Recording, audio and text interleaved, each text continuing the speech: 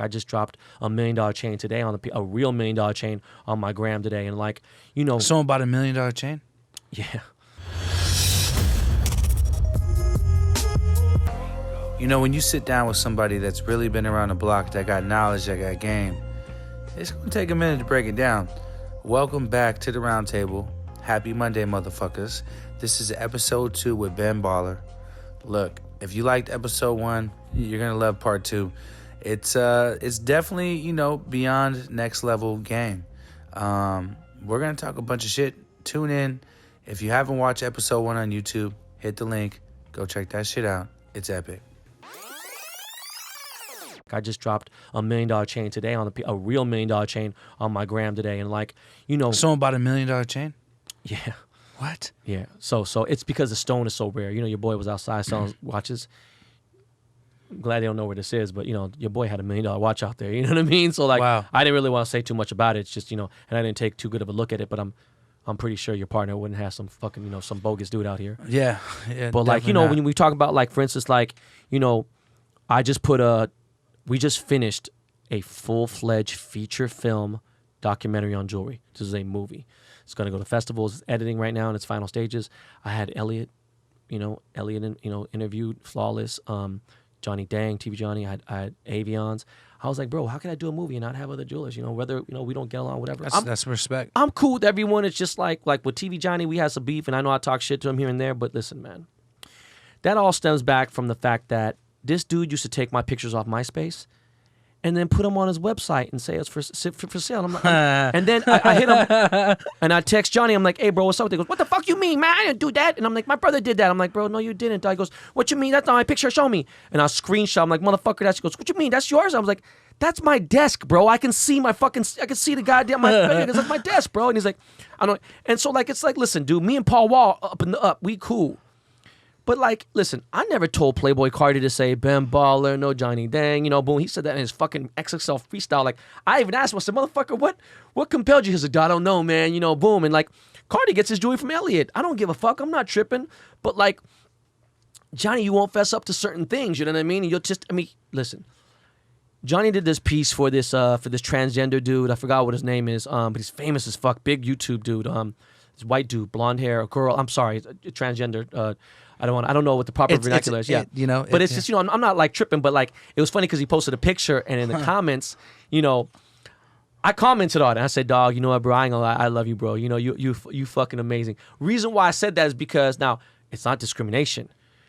I'm very picky about who I decide to make a piece for, and that's on God. I can show you, I can show you proof, receipts, and everything. Like I'm picky about who I make a thing for. You know, I did this thing where like, okay, it's $100,000 piece. After the Ben Ball did the Chain song, went crazy in 2017. I was like, all right, $100,000 minimum, $70,000 down, and boom. That shit had me booked a year and a half in advance. I was like, man, I'm miserable now. So I was like, man, fuck this. I returned a lot of people's monies, and they were talking shit. They went to other people, boom, boom. I was like, my sanity, mental health is more than anything. Mental health is everything, bro. Everything. So, you know, like, you get someone like TV Johnny, and he's like, yo, he don't give a fuck. That motherfucker tried to make 20 pieces and just gets everyone. It's like, I'm like, bro, this is the thing. If I was thirsty and I really wanted like following, I'd have been had 3-4 million followers. I know all those little dumbass tricks too, and hire this person, do this, and ask questions like, hey, how many strains of weed do you think that Stravinsky and Berner have smoked in one day? Boom. So now you're asking people for content, like, oh, you're asking for, you know, so you get more comments, and it's like, dog, listen, man, fucking relax, bro. You know, like it's not that deep, you know. And like, perfect example, Steve Lobel. Okay, if Steve really went out there and people really knew how deep this motherfucker was in, like, I was at Power 106. I just did an interview there, right? I'll never forget. The Baker Boys were the biggest DJs in the fucking world, and they were talking about Steve Lobel. They're like, oh, Steve Lobel's here? Yo, and they called him Dr. Evil from fucking Austin Powers, right? And they're fucking with Steve, and they're like, boom. If people knew how many different generations of rap Steve has been relevant in, do you know what I mean? Like I'm talking about from Bone and this, that. It's just like, it's a shame. Do you know? Like someone should give fucking Steve a motherfucking Lifetime Achievement Award and some fucking... That boy needs a Lifetime Achievement. Yeah, and some bands, network, you know? Like, yeah, network, for real. Network, and like at his finest. And it's just crazy. Like Steve, we're gonna open my cereal one day and Steve's gonna pop out like, yo, motherfucker, we working. I'm like, God damn, bro. You know, like that's where it is. And like, you know, like you see someone like these jewelers and they out there and I hear all the rumors and all the dirt, but then I hear all the truth. And like even Uzi's it's like, listen, bro, that's cool. I'm sure I heard I think 21 Savage mentioned Elliot's name in a song the other day. I heard it was like, oh, okay, cool. Boy, I finally heard it. But it's like, bro, I'm just telling the truths. None of these motherfuckers is bringing their jeweler on stage in Coachella in front of 60,000 people. Boom. No one's putting them in a video. No one's putting them in the hook of the song to where it becomes famous. I've been in multiple songs, Pusha T all the way down the line. You know what I mean? And it's like, dog, I make sure every piece I put out, someone talking about it on a major level. You know what I mean? I'm doing collaborations with living legends. You know, there's 3 or 4 biggest contemporary living artists right now. It would be like Murakami, Coons, you know, Damien Hirst, Cause. Did you do something for Michael Jackson? Yeah, I made all Michael Jackson's jewelry for the last year of his life. What the fuck? You know, like I'm talking about, I work with everyone, bro. Like, you know, I've done, but it's like, it's beyond that. I try to say, like, listen, but I'm letting y'all fuck with y'all kill each other down there, or be with each other down here. Like, I'm just up here just trolling, not on a 6ix9ine troll. I'm talking shit. Like, what you gonna do? All right, pull up. They pull up. All right, boom. Pow, pow, pow, pow, pow. Now what? Ben's going to jail because he shot some motherfucker, you know, boom. But I'm just saying, like, you know, I'm with the shits. I'm just not with the bullshit. You know, and like there's beef there, you know what I mean? And like we just talked about the cannabis shit. It's like what I don't get is like that's just sad. I don't get like, let's say for instance like Jungle Boys. Yeah. These dudes are like, they got the highest following, I think, or maybe Ignite does, but then I don't even want to get into that because I know Dan. I don't want to get into that. But like there's companies that have a shitload of following and they follow me. I'm like, what the fuck you follow me for? Even Brass Knuckles was following me for a while. I guess they didn't even know, like whatever. But it's like they'll call my page and be like, yo man, show us some clean test scores. And I'm like, really? And I'm like, homeboy, man, go grow your little weed in your weed operation. But you know, I got no issue. Good for you guys are doing well, bro. You know what I mean? Like, I ain't come on your page talking shit. Like, and why you follow me? You know what I mean? Like, it's some funny shit. I got no beef with them. Nick Diamond's doing a 420 collab with Jungle Boys. I'm just saying, like, the shit be funny how people chit chat, and like, it's definitely a gossip ass industry. A lot of people are always trying to find flaws in people. People attack me all the time, especially being Berner, like being like a rapper and being like somebody that has, you know, big reputable business in the herb space. People always attack me. My whole thing is just like, let the reputation speak for itself. People are going to come try to knock down, or, you know, people were hating on us opening up Melrose. That was a big move. My Instagram account got deleted the day that Melrose opened. I remember you said, I remember you went on Twitter and you talked about it, and I was kind of like, what the fuck? And the worst part was, it was that, but it was like, bro, you guys caused a movie down there, dude. And plus, just so you know, I mean, Steve will tell you too. You know where your building is right there? You know what was there, fam? It was a record label. Which Loud Records. Fam. Loud Records. That was where Wu-Tang, Mobb Deep, Alcoholics. I'm talking about legendary shit happened in that building, fam. Wu-Tang occupied that building. Mobb Deep, rest in peace, Prodigy, occupied that building, fam. Damn. A lot of my peoples, that was that building right there. You know what I'm saying? Where Cookies is, and like, you know, and then, you know, when you go 1 block west to Orlando, you got to remember, like, there's legendary shit right there. Sweet Lady Jane's legendary Desertery, and then all the high fashion shit's there. Marc Jacobs and boom and this and that. And it was like a dope little area. You chose a nicer area. It was rough to get in that neighborhood. One guy tried to do a forum, like to boycott us coming in, but no one would sign it. But the other cannabis companies were hating on us big time. I believe they had my Instagram virtually hit. I had a virtual hit on my Instagram. And I also believe, too, that they were going to the city. Certain companies were going to the city trying to find flaws in our application and our permits. It's cutthroat. I just stay ready, so I don't have to get ready. Listen, man, people don't know, like, VVS is under a parent company, and our parent company is enormous. You know what I'm saying? We have so many. I just told you already, dog. We have like 70 dispensaries, you know, in our network, in our parent company. It's we have a conglomerate in this business. And it's like, if I had an issue with these people, I'm not that type of dude. Like, could you imagine, be like, yo, man, let's say Donald Trump owned a clothing brand, and let's say his clothing brand was called Dumbo, you know?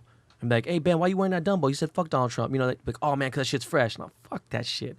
I'm not supporting that dude. You know, I'm not supporting him in any which way, right? I ain't got no drama with nobody, bro. Like, Cookies is like, it's good look for me to carry Cookies weed in my motherfucking, you know, in our dispensaries. You know what I'm saying? Like, and like carry fucking heavy hitters or, you know, Select or the big brands. Boom. It's like, it is what it is. It makes it healthy. You know, like, of course we have a little bit of advantage. We'll push VVS in there. Boom. But at the same time, like, no, man, people are going to buy what they want to buy. We got to get VVS on Melrose ASAP. Yeah, man, for sure, ASAP. bro.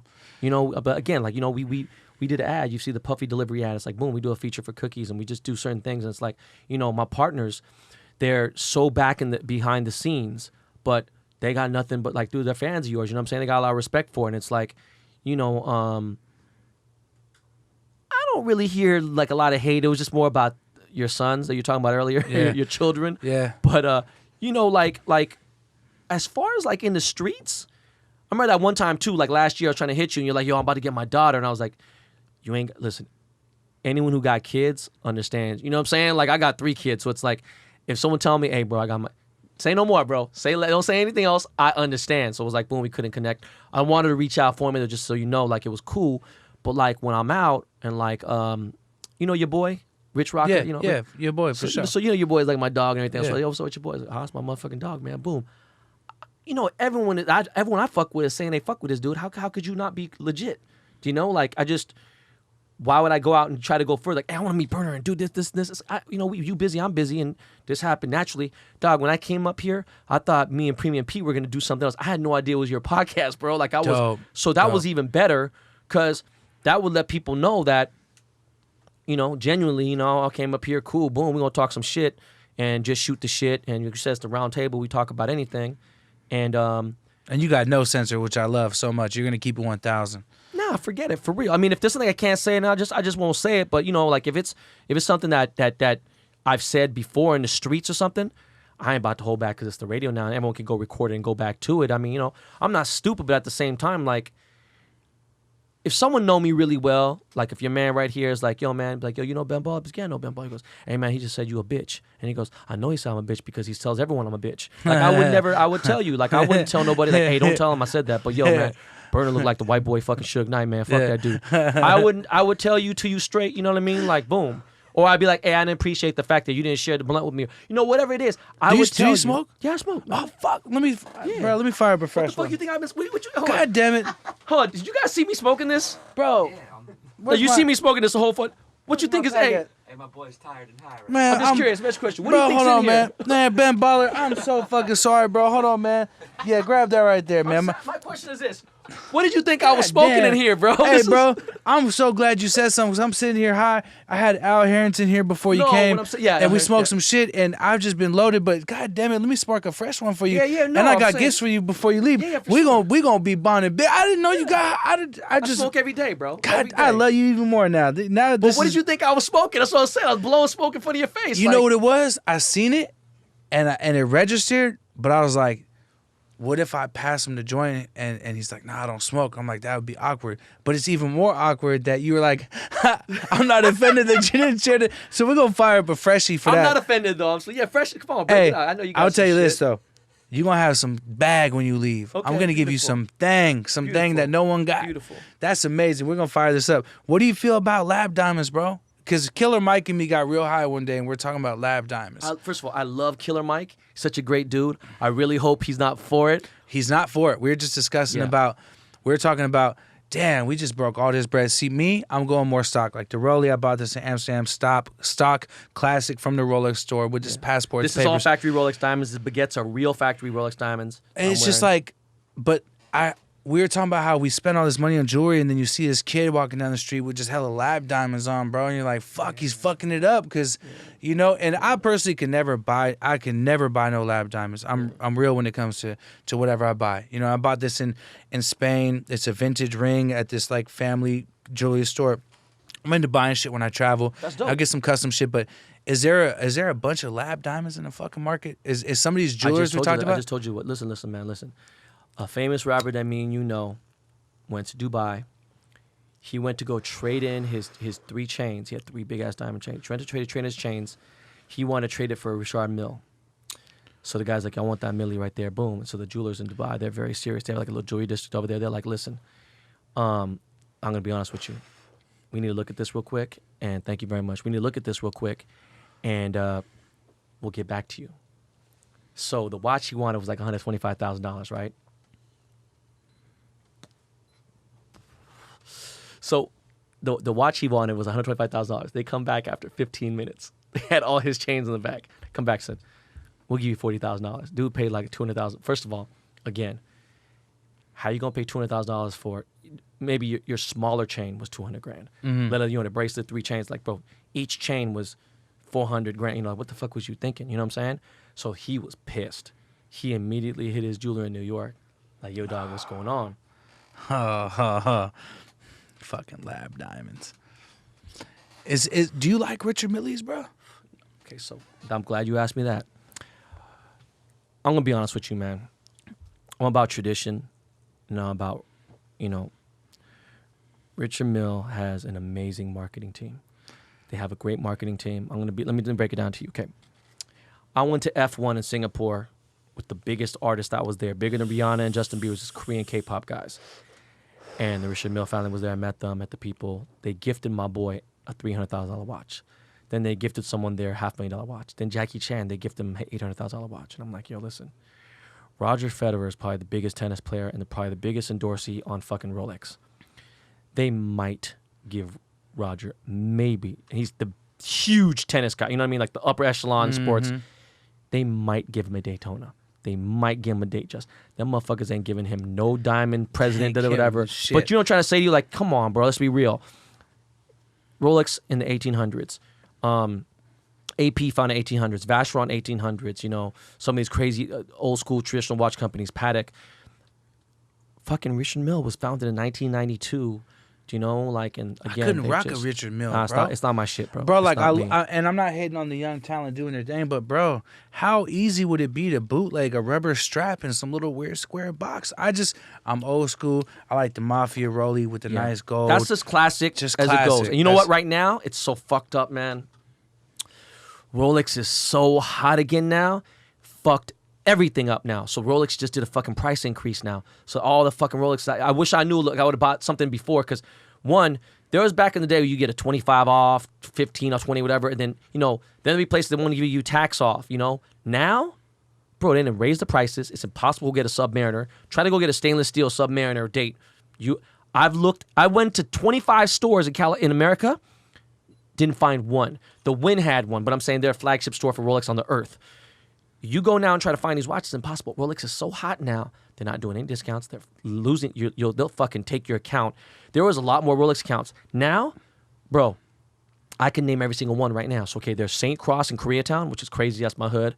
There's Geary's on Rodeo Drive. That's where I got mine. That's where I got that's the original Rolex product. Yep. Then Geary's also owns Century City. Okay. Then there's one in Orange County. I'm saying there's a few. Then you got Bindi in Glendale. You got fucking Bindi in Artesia. Then you have Hinghwa Lee. I'm telling you, there's very few. There was way more. They closed all these shops down because Rolex is like, yo, fuck that. You gonna play what we say. And it's crazy, dog. So it's like, boom, you got people that want to go get a Richard Mille, and someone can sell something that can't. But I'm telling you, through the test of time, I respect John Mayer. John's my dog. And if John don't own motherfucking one Richard Mille, dog, you ain't gonna see me. I can't rock it. Shout out to everyone that went and blew 250 on the Richard Mille. That shit doesn't look that fly to me. You been in movies, bro? You've acted? Yeah, I've been in a few movies, man. Which movies you been in? Fuck, now I'm thinking now it's crazy, man. I've been in a lot of fucking just random ass movies, man. I'm trying to think of what the fucking last movie I might have been in. I want to put you in a movie. I really picture how you picture me as the white Suge Knight. Yeah. I picture you as a straight mafia cat, bro. Straight up. Like, you know what I mean? Like, I definitely, like, that's my passion. Like, look, music is dope. The clothing is dope. The weed business, I'm married to it. I'm married to the game. But when I get this on autopilot, or when I get this done, or the mission's accomplished with the brands, or whatever the destiny is, I want to get into that movie game, bro. So, I got my degree from San Francisco State. I got my degree in cinematography. I got my degree in film. It's a big film cat. I love movies. That's one thing I still do. Big film buff. I watch a lot of movies. I have a home theater in my home, and everything. I produced and acted and put out, my cousin directed it, but it was a story about my life, about when I was slinging packs. This is me slinging packs circa 1999, 2001. It was an era. My boy is still in the feds now. He's been in the feds 10 years. He probably got another 15 left. And it's fed time, you know what I mean? So it's not like... It's not he's going to get out earlier. So going on, the movie was about that. It's called Cake, and it was about weed. And it's out already, too? It's been out. It took 3 years to sell. We sold it in 2004. It went to a theater for a little bit. Then it went to Netflix, like the delivery Netflix. Now you could probably find it on Walmart. Go on the internet and look up Ben Baller Cake DVD. You'll go find it. There's like $5 at like Walmart. So, anyways, the movie was like 80% accurate, real. Like dealing with cartel, we were really serving packs, you know what I'm saying? Wrapping in saran wrap, boom, doing vacuum seals, you know, putting the shit up, boom, getting the boxes all dirty, having to plug at UPS, the fucking, you know, the hub for UPS is in Tennessee, boom, with the overnight shit. Fucking you know, Tennessee nightmare. If you ever been in the game, you know about Tennessee for sure. So, you know, going on and like, you know, I was in that game. People were like, oh, sure, you did this. Motherfucker, I did. That's why they call me the hip hop Forrest Gump, you know, like, so you know, because I've been everywhere. You know what I mean? Like, I've been everywhere. I've been out with, you know, been around with Pac, been around this person, that person with Jay-Z. And it's like, you know, that's just what it is. So going on, I acted throughout that whole movie.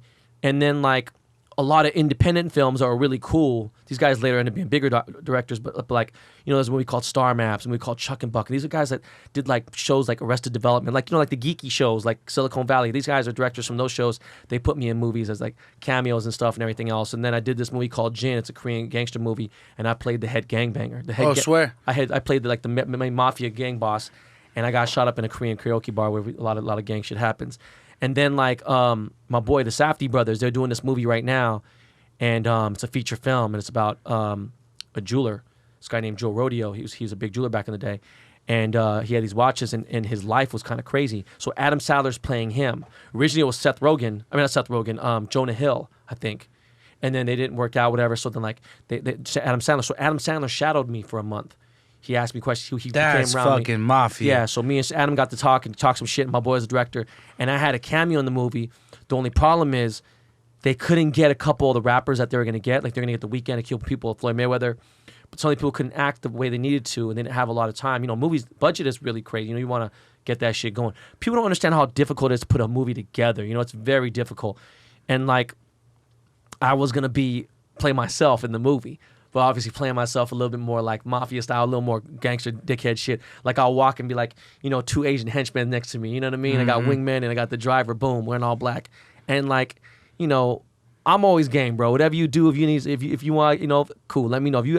I always told any famous dude I know, I was like, listen, bro, if you want to put me in a role, it could be for a Puerto Rican, black, white. It could be whatever the fuck you want. If we down with this hip hop shit, I'm in it. I could play any person. You know, I can see you playing a Puerto Rican for sure. Yeah. You could pull that off, dude. Straight up. Any rappers owe you some money, bro? Anyone you want to call out? Anyone playing games on a bill? Never. You wouldn't let it get to that, huh? Fuck, I'm trying to think. Nah, no one knows money, man. You know, back in the day, nah, man, I never had any fucking. That's that respect. See, the jewelers out there that are chasing people for the bills, got to get some fucking respect. Yeah. You won't be chasing no one. No, man, I'll be real with you, man. Some of these people have upwards of a bill, like $2 million of these people. And I'm like, wow, like, you know, they try to call out my boy, and I'll just let you guys figure it out, but they try to call my boy on TMZ and this and that for unpaid bills and this, that. Well, motherfucker paid me, bro. You know?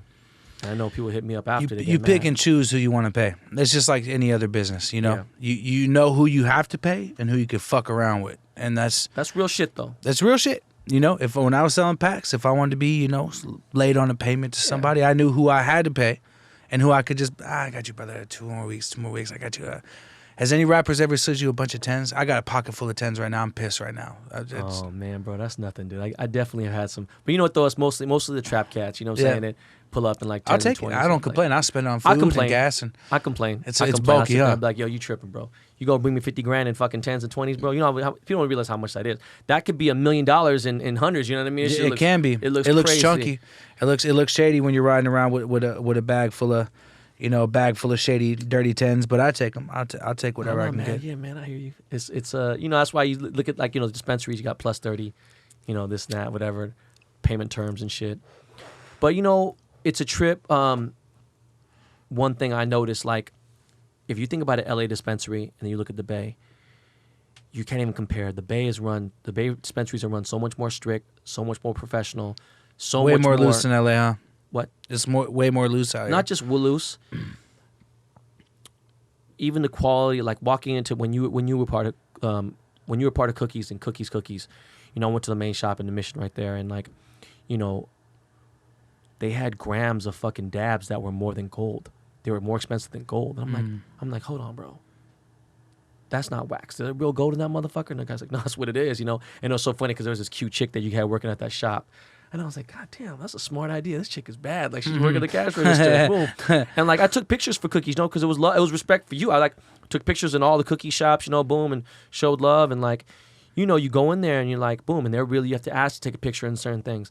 Over here, bro, man, I'm gonna be real with you, man. They'll damn near let you smoke in these motherfuckers. Like, by accident. I was at Purple Lotus in San Jose. Yeah. And they're a big VVS carrier. And I was taking a video for them for Instagram story, and they had the city there. I guess the city just pops up. And I didn't know this also. At those dispensaries, the police have access to all their cameras. Yes. And I had no idea. That shit don't have to happen here. So I was in the lobby doing a video for someone. I was like, yo, it's Ben Baller. We here in San Jose. You know what I'm saying? Yeah, man, got that VVS. And I took a puff and blew it out. And the city was walking in, and the guy was almost have a heart attack. And I was like, bro, I meant no disrespect like that. He's like, what the fuck do you do in LA? I'm like, bro, LA is just different, like. LA is like, man, it's gangster in LA. There's so many stores too. There's so many stores because LA is so much bigger. You know what I mean? There's so many stores that the eyes are, but we have to run a fully compliant ship at Melrose, and I can't smoke at the store. That's the hardest thing. Like, ever since this last run, it's fucked up. It's no joke, bro. Everything has to be super. How could I have a guest at Melrose and not get high with them? Like, not smoke with them. I have everyone coming through, celebrities coming through, and I want to smoke with them, and I can't even do it at the store. It sucks. The new regulations suck, but we adapt with time and with change, and it is what it is. We definitely got to get VVS on the store in Melrose and Maywood, definitely love it, man. And we definitely got to get an ill ass collab in somehow. Let's do it. Whether it be clothing or in the herb space. And I definitely got to come drop you off a 70 bag before I leave town. And I will hope that you consider. I see some of my Bay Area partners got some legendary things from you. So I have to figure out a way to come with, some classic. Yeah. If my young bulls went crazy with you already. I'm going to lie to you, man. I'm going to lie to you, seriously. Like, when you get like, I was at a Migos show. And I was in Vegas, and we're on a stage on Dre's. I'm on the side of the stage, and Migos go on there. Migos been in my shop. They don't get no jewelry from me. I'm not tripping. Don't care. It's still all love. And the dudes got fucking love for me. Have dinner with these dudes, whatever. And they bring Filthy on stage. His motherfucker Filthy has so many goddamn motherfucking chains on. So many fucking chains. I mean, bro, people are looking at him like, okay, dude, come on, man. Like, you got to be joking me. And then Cookie Money's in the crowd. Cookie comes up. He got a big-ass chain, too. I'm talking about Cookie has every finger, championship, Warriors ring, this, that, whatever. And they both go out like, while Migos is on stage, they go out and say, yo, man, shout out to Ben Baller, my jeweler right here on the side of the stage. And it's just funny because, I can't think of, I guess LeBron or like someone like that kind of money, who has that, like, who can spend that kind of money? Do you know what Cookie, I mean? Like, shout out to Cookie Money. You made my life difficult because my expectations are going to be high if I get a piece from Ben. I'm like, it's so, I don't know if I could walk around like that, but Cookie Money got a crazy chain, boy. Yeah. That boy, man, shout out to Oakland, man. Cookie Money, you a boss. Yeah, man, I'm game for whatever, bro, and I can't wait. Like, this is a funny thing.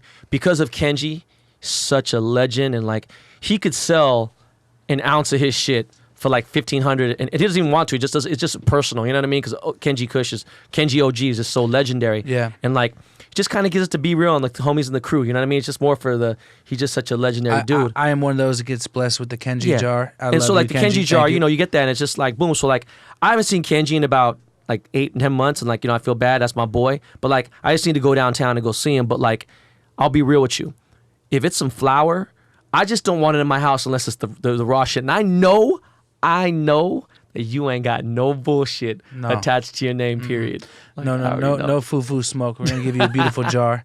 And, dude, Kenji is he's the guru. Jesus Christ. And I can taste it. Like, let's say I go like 8 months without it, and I can smoke 50 strikes, I can smoke everything. Then you taste like, yo, dog, dog, that shit's crazy how it has like, it's like that vintage straight feeling. You could never and you'd never put it in a dispensary or anything. It'd just be too expensive, and like, it's crazy. You know what I mean? I'm gonna give you one of the Mafia jars. I got a jar in my bag. I can't wait, bro. When we walk out there, it's called Georgia Pie. It's not out yet. It's the gelati with the Cushman's 11 Sea Junkies from out here in LA. Right. He's a crazy breeder, but I'm gonna give you the jar. I don't know a lot about the breeders and stuff. You know what I'm saying? I know about the brands. I have a question for you actually, just because we're on here, whatever. It's just yeah. Are you cool with Shabinsky or no? Yeah, man. Shabinsky, he's part of our old crew. He was around us in the early stage of our career, and we did gelato with him, and he created gelato, and I was there with him. I was the first person he ever brought Sunset Sherbet to. You know what I mean? And I was with him through the whole process of naming gelato and tasting it and testing it. And Fuck, that's probably up there with the most famous. That strain is crazy. yeah, man. and so that's family right there. And I'm actually, told him from day one that I'm really proud of him to go build his own brand and follow his own passion. It. Like to go see, I went to a lot of dispensaries and you see those little orange jars. You're like, okay, motherfuckers know. He did it right. He picked a colorway.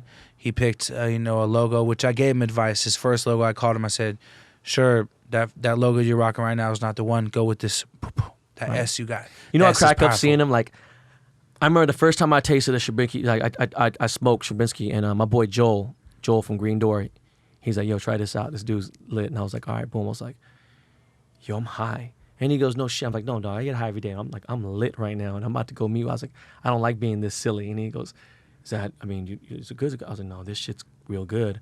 And I remember I said it, and I remember I put it on my story, and he hit me back. He's like, yo, boom. And I remember I seen him. I'm like, just kind of like seeing pictures of him, right? And I'm like, all right, cool. And then, like, I remember going to Uzi's hotel room. I dropped off Lil Uzi a chain, and Lil Uzi had Shabinsky jars in this thing. I was like, oh, what the fuck you know about this? Come on, dog, that's my guy, boop de whoop. And I was like, all right, cool. I was like, that's dope that you know about him, right? I go up to the Bay, was talking about him. It's like a year or 2 years later. And I go to his page and I see the dude was like wearing like off-white and wearing he changed his whole swag up. He got swagged up. Yeah, he got swagged up. And I started laughing. And what's my man's name that used to work for Nick Diamond? G-Put. Yeah, because he used to work for Diamond. You know what I'm saying? He worked for Diamond. So I was like, hold on. G-Put got you swagged out. It was he put him on game. And the tight thing is, me and Shabinsky go back before the Cookie Fam stuff because, Shabinsky's original Cookie Fam, right? He's part of our crew. But my first album ever with Equipto, his sister was on my album cover. So I went over to the house to go smoke back in the days. That's how I met Shabinsky. He was growing weed in his garage back then, and he was growing fire. And so when we pulled him in the circle and gave him genetics to breed with, it's because that boy grew fire even back then. How old is he? Fuck, I don't know. I'm 30, about to be 36 this year. He's probably 38 or something, maybe 39. Maybe. God damn, you say grow in a garage, bro. You know that motherfucker that long? God yeah, damn, yeah. bro. I've known him for a long time. Genuine dude. I'm hella proud of him. He's got shit in Barney's right now. You know what I mean? They actually hit me up. They want to do something. The only thing is, I didn't know that you could go there and not buy anything. You buy it and they'll send it to you. Like it was like a.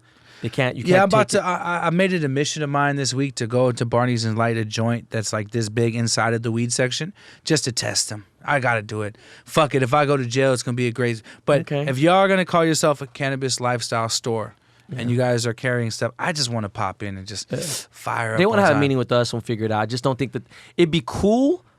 I just think ain't no one gonna make you're not moving no real units out there. You feel? Well, me? it's gonna be hard. You buy something, you want it now. They're gonna send it to your house. It's kind of sus. That's why. But it's funny. I forgot to tell you just because you just reminded me right now. I don't know why it brought me up when you said the Cookies Fam. So I didn't want to talk about this, and I feel like that's fucked up if I don't mention it. But when I first started at Priority, we signed 2 artists from the Bay, from the Fillmore, and they were big in the Bay. They were big in the underground scene, and I feel bad if I don't mention them because I still fuck with them, and they were always so cool to me. They never fucking fronted. They never acted funny. Nothing. These dudes was always dope as fuck. And one is JT the Bigger Figure was on my label. Signed him, and we signed San Quinn. And I remember when Jay-Z first came to LA, was getting this deal, and we just finally signed him. We made him, he wore a JT the Bigger Figure t-shirt, was walking through the Beverly Center where my store is now. This is a long time ago. This is fucking 23 years ago, And like, I think about it, and I think about Shu, and I think about I just think about Haight Street and everything, right? Boom. Yeah. And I think about like, yo, this motherfucker JT came to the office one day and he goes, hey bro, check it out. And he had a Grow President on his wrist, you know what I mean? It was brand new. This shit was probably 92 to 94. This was a brand new one. It was like 95 and he goes, come on, dog. I got this off a crackhead for $5,000. I was like, shut the fuck up because I'm dead serious. And he was like, that shit was beautiful. And like, I just did an E40 video. Well, it was like 3 years ago, but he did that dope. Yup. And I'm in that video, and E40 hit me up, and he's like, yo, JT here. And I was like, oh, I ain't seen JT in 10 years. So I seen JT, same dude, you know what I mean? Just all love and everything. So I just, again, I couldn't be on your podcast and not mention JT. You know, JT, I'm a student of JT the Bigger Figure. He taught me that every person you meet could be a potential transaction, which is real Fillmore Bay Area game. Like, so he taught me my independent catalog. I got 33 albums out, a lot of group projects. I modeled that after the way he was getting down. You see JT and Daz, you seen JT and, you know, Quinn, you seen the Quinn and Messy Marv. So I studied him, and Quinn's my favorite rapper of all time. So that's dope that you mentioned him. Shout out to JT and San Quinn. Those are my big brothers. I had fucking Faith Evans in my office. This is during the heyday. Big's alive, Tupac's alive and everything. And I have Faith in my office, and she's vocal coaching and writing songs for my R&B group. And San Quinn goes, hold on, bro. Van Baller got motherfucking San, he got Faith Evans, okay. And he walked in, he was hella young, but I don't know how old San, he was teenager. 17, probably 18. Teenager in 1995, you know what I mean? 95, 96, and he walks 16, into the office and he goes, hi. He starts waving a fucking Faith. And he was like, yo, how you doing? He was like, fuck Biggie. I'll fuck Biggie up. You know what I'm saying? Like, he was just so funny. And like, San Quinn is such a G, man. You know, and it was like he did a song I was listening to like 13, 12 years ago, and that's already another 10 years after I'd seen it. And I was like, wait, that's San Quinn? I was like, oh shit. That motherfucker's bars. But another thing I got to bring up. I'm sorry, because we're talking about the Bay. Bro, you remember I was talking about RBO Posse. There was this group called Totally Insane. That was from East Palo Alto. You know, they was on Intermittent Records too. Bro, I was so lucky, so privileged to have experienced the Lil Bruce Mac Dre battle tapes. Because that was all through the Vallejo, through the Crest, you know what I'm saying, the Country Crest. And like, I told E40 this, and 40's like, I met 40 right around the time they did Hurricane. You know what I'm saying, with all them. And like, but we had a group from Oakland, these two black girls, sisters, something, But I just realized we had a lot of people, man. There was a group from the Bay called the Bums. The Bums? Yeah. I never heard of them. Yeah, what about, you ever fuck with 11.5? No. 11.5 is dope. Lil B just hit me up again, too. I don't know why. He just hit me recently. He's like, yo, we got to get up. We got to link up. But, like, Uno from the Pack and B. I mean, bro, that can't be, like, even G-Eazy. Like, G-Eazy at the show at the Fox in Oakland. And I was like, this is legendary, dog. You know, like, on Telegraph, boom. He took the Bart to the show. I'm like, you a real G. Because he's like a pretty boy supermodel, like, celebrity now. Like, for real. Took the Bart there. I went up there. The motherfucker brought me on stage with Mr. Fab and all them. And it was, like, some dude named, I think his name was Uno 2 or something. Or, no, was his name, I forgot. Then there was the Asian dude, P something. That was Pilo. Yeah. And like, it was just like dope to see, like, to see the transition. Even Kehlani, I support Kehlani. You know, like, I'll really support the Bay, man. I know how to say it. Like, I don't think there's nobody from the Bay that I haven't at least encountered somehow or, like, you know, showed love or whatever. I may not have made everyone a chain yet, but, you know. By the way, shout out to Kehlani, man. Congratulations on your baby. She just had a baby a couple days ago. Yeah, she just had a baby. That's huge. Congratulations, Kehlani. I'm trying to follow you. I'm trying to have a little boy soon, little Bern. Well, I appreciate you sliding through there, my brother. Thank you so much, man. You dropped a lot of gems on us. Thank you. I'm about to drop much. a nice bag on you when we go out there. I appreciate both that, bags, man. weed bag and a cash bag. I need cookie money. I gotta get something nice, man. You set the tone, brother. You set the tone. Good shit, brother. All right, man. Appreciate it, bro. If you like what you're hearing, man, make sure you subscribe to the channel.